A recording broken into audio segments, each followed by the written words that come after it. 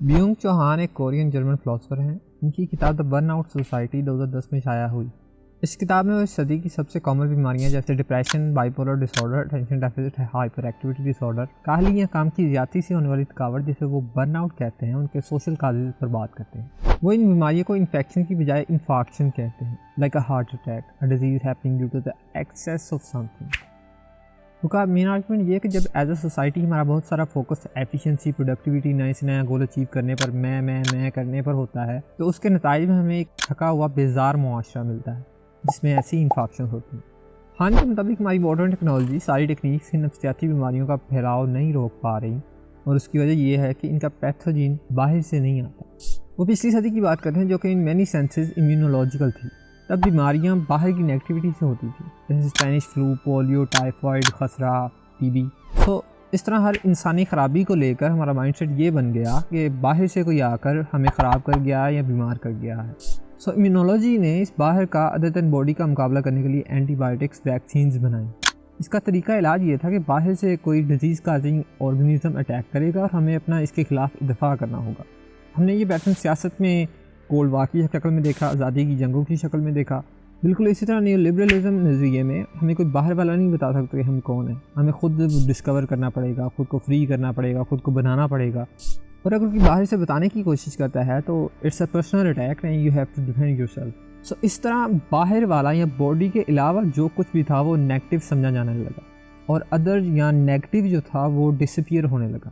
اور ہمارا ٹائم آ گیا جس میں پازیٹیوٹی غالب آ گئی، خواہ وہ بیماریوں میں ہو، انسانی وجود میں ہو، معاشرے میں ہو. ایز اے رزلٹ ہمارے پاس اب ایکسیس آف پازیٹیوٹی ہے جو ہمیں بیمار کر رہی ہے.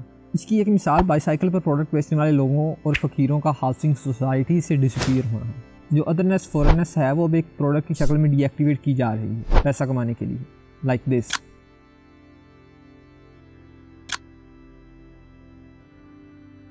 ہان کے مطابق ہم لوگ اس ڈسپلنری سوسائٹی سے باہر آ گئے ہیں جس کا خاکہ ہمیں مشیل فوکو کی کتابوں میں ملتا ہے.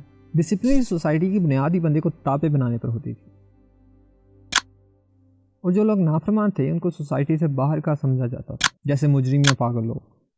اپنے over production, over achievement, over communication والے گولز اچیو کرنے کے چکر میں ہم ایک اچیومنٹ سوسائٹی بن چکے ہیں جس میں اچیومنٹ سبجیکٹس رہتے ہیں.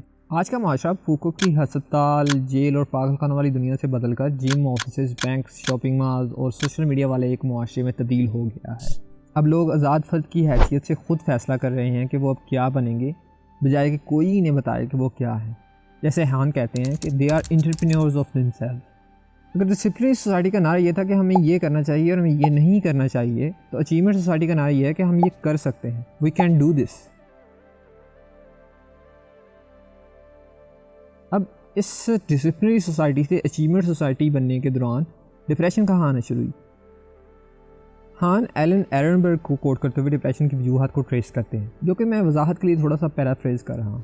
جب معاشرے کا ڈسپلنری ماڈل وہ حرام و حلال والے قوانین جو کہ مختلف معاشرتی طبقوں کو اور خاص طور پر دونوں جو جینڈرز ہیں ان کو ایک مخصوص مقدر، ایک ڈیسٹنی دیتے تھے، ایک ایسے ٹرینڈ، ایک ایسے رواج کے مقابلے میں ٹوٹ جائیں جو کہ آپ کو اپنی شناخت بنانے کا مشورہ دے، تو ڈپریشن آتی. ایک ڈپریسڈ انسان اس پیمانے پر پورا نہیں اتر پا رہا، وہ اپنے آپ کو بنانے کے کام سے تھک چکا. ہان اس میں جو سسٹمیٹک وائلنس کا رول ہے یا نظام کی زبردستی ہے وہ ایڈ کرتے ہوئے کہتے ہیں کہ اپنے آپ کو بنانے کی ضرورت انسان کو ڈپریس نہیں کرتی. یہ جو پریشر اور انزائٹی ہوتی ہے اس کام کو پورا کرنے کی، اور سوسائٹی کا ایک ونر اور لوزر مائنڈ سیٹ ہے، یہ ڈر کہ سوسائٹی کینسل کر دے گی آپ کو اگر آپ نہ بنے، وہ انسان کو بیزار کرتی ہے، وہ ڈپریس کرتی ہے انسان.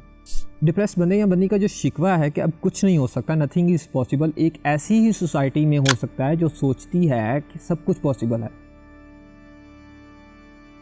اب اچیومنٹ سبجیکٹ آزاد ہوتا ہے، لیکن اس سینس میں نہیں کہ اب جو چاہے وہ کر سکتا ہے. جب ادر غائب ہوتا ہے تو اس کے نتیجے میں آپ کی آزادی اور حدیں مکس اپ ہو جاتی ہیں، اور انسان خود کو ایک کمپلسری فریڈم کے حوالے کر دیتا ہے جو جب مرضی اپنے اندر والی کنسٹرینٹ کی وجہ سے وائلنس میں بدل جاتا ہے. اس طرح آپ کا خود سے نارسسسٹک رشتہ بن جاتا ہے اور آپ کام کے حوالے سے خود کو ایکسپلوئٹ کرنا شروع کر دیتے ہیں، جسے ہان free constraints of maximizing achievements کہتے ہیں. اپنے فریڈم کو مینٹین کرنے کا مطلب ہے، اسے ڈیفائن کرنے کا مطلب ہے کہ نئی سے نئی حدیں دریافت کی جائیں اور انہیں عبور کیا جائے. اچیومنٹ سبجیکٹ کی کوئی اسٹیبل سیلف امیج بھی نہیں بن سکتی، کیونکہ امیج بنانے کے لیے بھی دوسرے کا ریفرنس چاہیے ہوتا ہے ہمیں.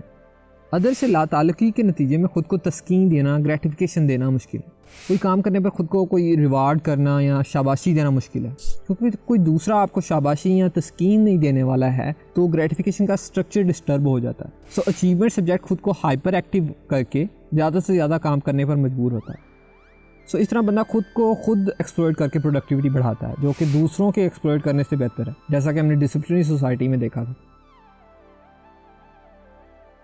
ایک اور چیز جو پوائنٹ آؤٹ کرتے ہیں وہ یہ ہے کہ ملٹی ٹاسکنگ جو ہے وہ تہذیبی ترقی نہیں ہے، کوئی سویلائزیشن کی پروگرس نہیں ہے، یہ ایکچولی جانوروں کی خصلت ہے.